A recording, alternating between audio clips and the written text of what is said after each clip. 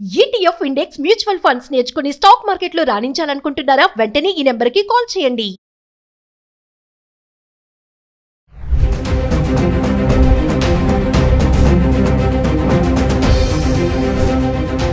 నమస్తే, welcome back to Suman TV. ప్రస్తుతం మనతో పాటు ఉన్నారు ఫ్యామిలీ కౌన్సిలర్ రజనీ రమ గారు. నమస్తే మ్యామ్. నమస్తే నవీన.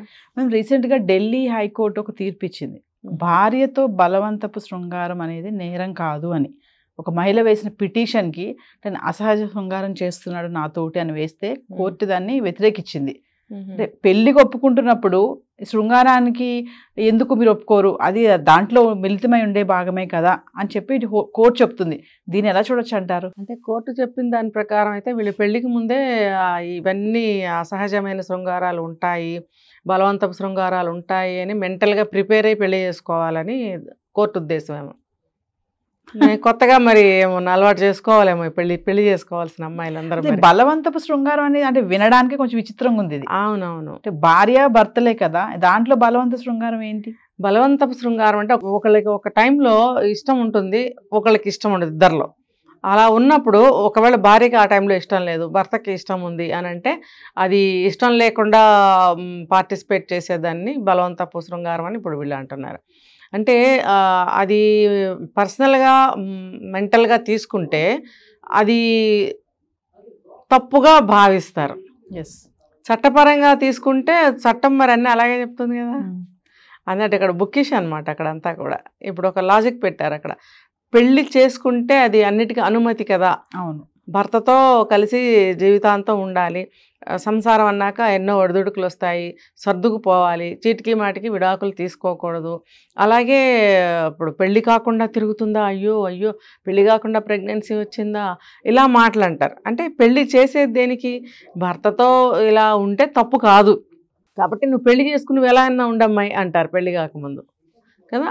అలా తీసుకుంటే ఇది ఒక లైసెన్స్ అనమాట. అంటే పెళ్ళి అయిన తర్వాత భర్తతో శృంగారంలో పాల్గొనటం అనేది అది శాస్త్రబద్ధము, అది అనుమతించబడింది, దానికి పెళ్ళి ఒక లైసెన్సు, తప్పు కాదు అని అవన్నీ చెప్పడానికి గాను పెళ్ళి అనేది చేస్తారు. పెళ్ళి తర్వాత భార్యాభర్తలు పగలా రాత్ర ఎన్నిసార్లు అనేది ఎవరు తప్పు పట్టరు. అదే పెళ్ళి కాకపోతే చూడండి ఎన్ని మాటలు అంటారు, ఎన్ని చూపులు, ఎన్ని విమర్శలు వస్తాయి కదా. సో కోర్టు ఆ పరంగా తప్పు కాదు, భర్త ఎప్పుడు అడిగినా లేకపోతే నీకు ఇష్టం లేకపోయినా అతనికి ఇష్టమైన అప్పుడు నువ్వు ఒప్పుకుని తీరాలి, అది తప్పు కాదు బలవంతం అయినా కూడా. ఒకవేళ భార్యకి ఇష్టం కాకపోయినా సరే బలవంతం చేశాడు అనుకోండి భర్త, ఆమె తప్పుగా తీసుకోకూడదు. ఎందుకంటే పెళ్లి చేసుకున్నాడు నన్ను, అతనికి ఇష్టమైంది ఆ సమయంలో, నేను ఒప్పుకోకుండా ఉంటే ఎలా అనేది ఆలోచించగలగాలి. అయితే పర్సనల్గా తీసుకుంటే మాత్రం ఆమెకి హెల్త్ బాగుండకపోవచ్చు, మానసికంగా దేనికైనా బాధపడుతూ ఉండొచ్చు. ఇప్పుడు చూడండి మనిషి అన్నాక భార్యాభర్తలు అన్నాక వాళ్ళిద్దరి విషయాలే ఉండవు.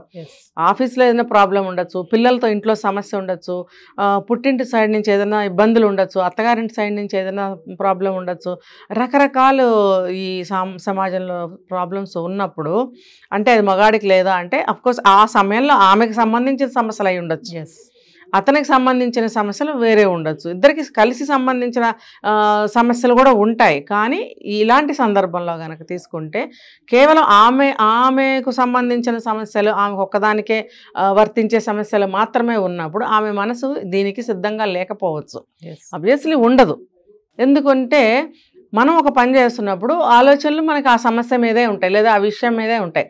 లేదు రేపు ఒకటి సాల్వ్ చేయాలని అన్నప్పుడు దాని మీద ఆలోచనలు సాగుతూ ఉంటాయి.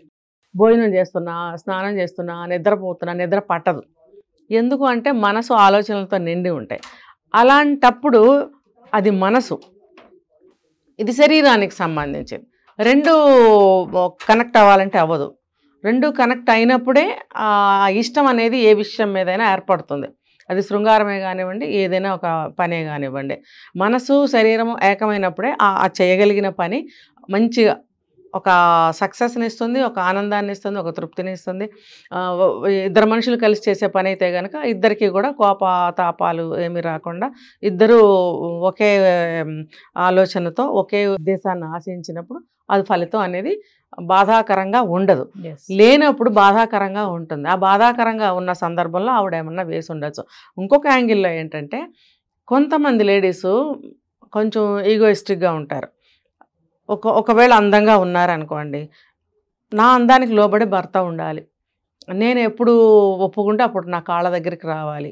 కొంతమంది గ్రూప్స్లో మాట్లాడుకుంటూ ఉంటారు, ఫ్రెండ్స్ గ్రూప్లో చూడండి, నేను ఒప్పుకుంటేనే దయ తలిస్తేనే, లేకపోతే వాడు కుక్కలాగా తిరగాల్సిందే, ఇలాంటి మాటలు నేను విన్నా. అది చాలా తప్పు. అంటే అందంగా ఉన్నాననే కాదు, వేరే ఈగోస్ కూడా ఉండొచ్చు. ఒక అందంగా ఉన్నానన్న ఈగో ఏముంది, ఒక వ్యక్తి పుట్టిన దగ్గర నుంచి గర్విష్ఠితనంగా ఉండొచ్చు, అహంకారంగా ఉండొచ్చు, చెప్పలేం, పొగరుగా ఉండొచ్చు, మెంటాలిటీస్.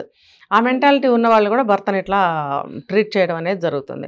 సో ఇప్పుడు ఏ మనస్తత్వంతో ఏ యాంగిల్లో ఈ కేసు వేస్తుంది అనేది మనకు తెలియదు. కానీ ఏమైనా సరే ఈ వ్యక్తిగతంగా తీసుకుంటే అది మానసికంగా బాధను కలిగిస్తుంది. కాబట్టి అలా చేయకపోవడమే మంచిది. కోర్టు ఇలా అంది కదా అని చెప్పి నువ్వు ఒక రాక్షసుడిలాగా, ఒక మనసు లేని వాళ్ళలాగా, ఒక దౌర్జన్యమైన పద్ధతిలో భార్యను అనుభవించాలి అని అనుకుంటే ఆ కోర్టు పక్కన పెడితే ప్రతి మనిషికి మనసు అనేది ఒక కోర్టు. అందులో నువ్వు ఎంతవరకు న్యాయం చేస్తున్నావు భార్యకి అని నువ్వు ఆలోచించాలి. ఇప్పుడు భార్యకి మనసు బాగాలేదు, శరీరం బాగాలేదు, లేకపోతే పరిస్థితులు బాగోలేదు అన్నప్పుడు, వద్దన్నప్పుడు నువ్వు ఆగాలి. భార్యాభర్తలు అన్న తర్వాత ఆ బంధానికి విలువేంటి? నాకు చాలా ప్రేమ ఉంది అని అన్నప్పుడు దానికి సాక్ష్యం ఏంటి? నువ్వు ఇలా కోఆపరేట్ చేసినప్పుడే కదా. లేదు మేము కోర్టునే ఫాలో అవుతాము అని అనుకుంటే కనుక ఇబ్బందులు పాలవ్వాల్సి వస్తుంది. ప్రతిదీ చట్టరీత్యా చూడకూడదు. మనం వ్యక్తిగతంగా, సామాజిక పరంగా మన భార్యని ఒక భర్తగా మనం ఎలా ట్రీట్ చేస్తున్నాం, ఎలా ప్రేమిస్తున్నాం, ఎలా మనం ఆమెతో ఉండాలి అనే పద్ధతిలో ఆలోచిస్తే కనుక బలవంతంగా ఏదీ కూడా చేయించలేము, చేయలేము. అది మనసు ఉంటేనే అక్కడ నీకు సంతోషంగా ఉంటుంది. ఆమె మనసు లేకుండా నువ్వు దౌర్జన్యంగా ఆమెని అనుభవిస్తే నీకేం సంతోషంగా ఉంటుంది? నువ్వు కష్టపడి సంపాదించుకున్న వస్తువు ఒక ఆనందాన్ని ఇస్తుంది, దౌర్జన్యంగా దొంగతనం చేసి తెచ్చుకున్న వస్తువు గురించి ఒక రకంగా ఉంటుంది అభిప్రాయం. నీకేది బాగుంటుందో దానికి వాళ్ళు డిసైడ్ అవ్వాలి. ఇప్పుడు ఈ తీర్పు మనం చూస్తే భార్య పైన భర్త బలవంతపు శృంగారం తప్పు కాదు అంటున్నారు. మరి దీన్ని చాలా మంది ప్లస్ గా తీసుకోవచ్చు, మైనస్ గా తీసుకోవచ్చు. మీరు చాలా వీడియోలో చెప్పారు, కొంతమంది హస్బెండ్స్ ఉంటారు, ఇంకా అదే పని ఉంటుంది వాళ్ళకి, అదే యావ ఉంటుందని. మరి అలాంటి వాళ్ళు ఇప్పుడు ఈ తీర్పుని ఎలా చూస్తారంటే? దీన్ని 100% మగవాళ్ళు మీరు చెప్పినట్టే చూస్తారు. అదే అందుకని నేను ఇంతసేపు చెప్పింది, ఇలా ఆలోచించండి. ఆవిడ మీ భార్య అయితే మీరేం డబ్బులు పెట్టుకొనుక్కున్న మనిషి కాదు, భార్య. మిమ్మల్ని నచ్చి, మిమ్మల్ని మెచ్చి, మీకోసం మీ జీవితాంతం మీరిద్దరు కలిసి ఉండడానికి, మీ కుటుంబానికి సేవ చేయడానికి, అందరం కలిసి ఒక ప్రయాణం చేయటం కోసం వచ్చిన మనిషితో మీరన్నీ కూడా సత్సంబంధాలనే కలిగి ఉంటే అది ఆరోగ్యకరమైన జీవితం మీకు. అది మీ పిల్లలు మంచిగా పెరగడానికి అవకాశం ఉంటుంది. ఇంట్లో ఇలాంటివి జరుగుతుంటే పిల్లలకి వినపడవా, కనపడవా? లేదు, మీరిద్దరు మనస్పర్ధలతో ఉంటే పిల్లలకి ఏమీ చేయలేరు. మీరు స్కూల్కి టైం అవుతున్నా ఎవరో ఒకరు పడుకున్నారనుకోండి, ఆ పిల్లలు స్కూల్కి టైంకి వెళ్ళలేరు. వాళ్ళు ఏంటంటే అన్హెల్దీ వాతావరణంలో పెరుగుతారు. కాబట్టి పెళ్ళి అనే ఒక క్లాజ్ మనం అక్కడ మాట్లాడుకుంటున్నాం. కాబట్టి పెళ్ళైన ప్రతి పురుషుడు, ఇది పురుషుడికి సంబంధించింది కాబట్టి ప్రతి పురుషుడు భార్యని ఈ చట్టాల రూపంలో చూడకండి, చట్టాల దృష్టితో చూడకండి. చూశారు అంటే మీ కాపురాలు మీరే కూల్చుకుంటారు. ఇప్పుడు మీరేమో మీకు అవసరం, ఆ పక్క భార్య అది హింసగా భావిస్తుంటే మీకు ఆనందమా చెప్పండి? భార్యని మీరు హింస పెడుతున్నాను అని మీరు అనుకుంటే మీకు సంతోషమా? భార్యని నేను సుఖపెడుతున్నాను, సంతోషపెడుతున్నాను, నేను ప్రేమగా చూసుకుంటున్నాను అనేది మీకు తృప్తిని కలిగిస్తుందా? మీరు ఆలోచించుకోండి. దాన్ని బట్టే భార్య కానీ, మీ పిల్లలు కానీ, మీరు కానీ మొత్తం కలిపి ఒక కుటుంబం మీరు హెల్దీగా ఒక జర్నీ లాస్ట్ వరకు సాగించాలి, పిల్లలు ఒక మంచి స్థితికి చేరుకోవాలి అని అంటే మీరు చట్టపరంగా వెళ్తారా, ఇలా ఆలోచిస్తారా? మీరు ఆలోచించుకోవటం అనేది మీ నిర్ణయం. Thank you.